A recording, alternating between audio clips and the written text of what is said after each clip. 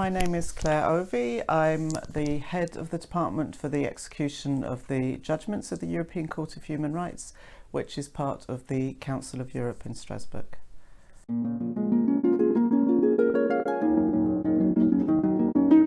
Thanks, it's an interesting question. So I'm a British lawyer, as you say. I qualified as a solicitor in England and Wales, and I worked initially actually on criminal law mainly, and so first as a solicitor, and then I worked for the Law Commission of England and Wales, which is a government-funded law reform body which makes proposals to the government for law reform, and I worked on criminal law there.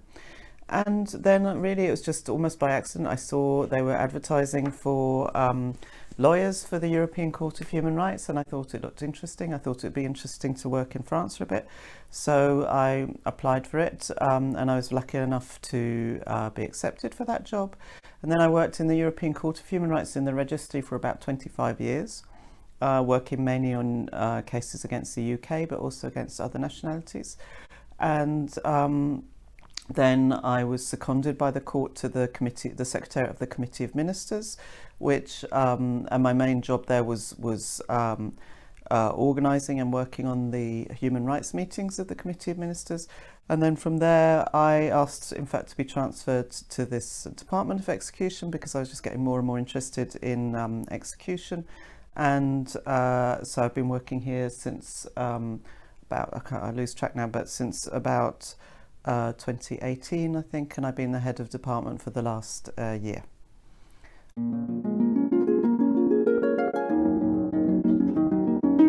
And in terms of my English nationality and culture, I mean, it's obviously a massive advantage because I can speak in English, and I can draft in English, and most of my colleagues are not working in their first language, and that is undoubtedly a huge advantage.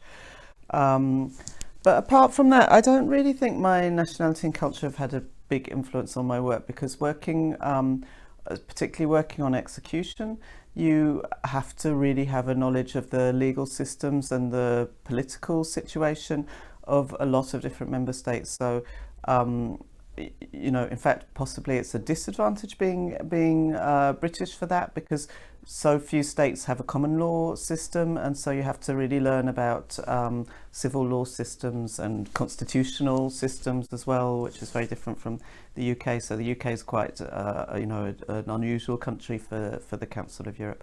So I'd say it's not a disadvantage, but you need to learn about all other member states as well.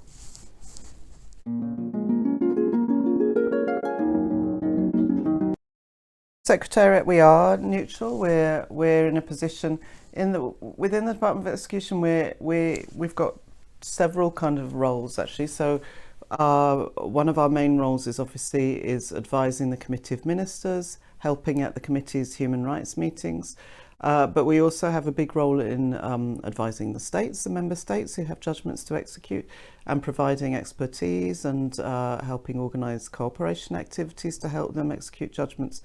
And it's very important that we have the trust of member states, that they believe that we are speaking in good faith, that we are fully independent, and so we would not compromise that. The whole European Convention system, it depends on the good faith in states. It depends on the willingness of states to take action. There's nobody that can compel a state to execute a judgment, and so we want to keep good relations with them. We want them to feel that they can trust us and that we are there to help them. So we really it's very important to us to maintain independence, definitely.